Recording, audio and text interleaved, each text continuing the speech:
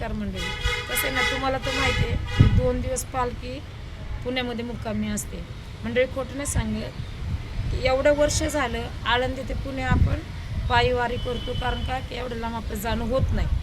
पण ह्या 2-3 वर्षात या पालखी सोहळ्यात इतक्या चोऱ्या होत्यात की विचारायची सोय नाही. मंडळी खोटं नाही सांगत, या वारकऱ्यांना मदत म्हणून प्रत्येकजण जशी जमन तशी मदत करतो, पण ती मदत त्यांच्यापर्यंत पोहोचत नाही. यांच्या टोळ्या आहे ना, ते त्यांना ढकलून ते स्वतः त्यांच्या हातातलं परवडू ओढू घेतात काय. आणि एवढंच नाही तर यावर्षी खूप जास्त करून तर पैसे, मोबाईल असं खूप काही चोरी गेलेली. मंडळी खोटं नाही सांगत, जाताना दिंडी बरोबर जातात ही लोक, पण येताना ना त्यांना तो पैसा लागतो काय. चोरणाऱ्याला हे माहिती नाही आहे की ते काय करतात.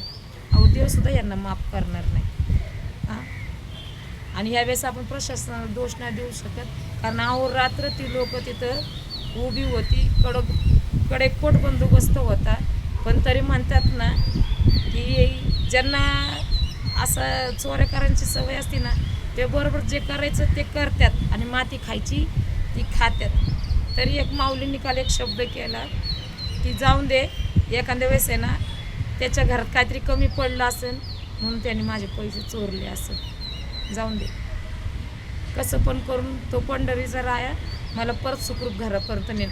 आणि तो माणूस नांदेडचा होता.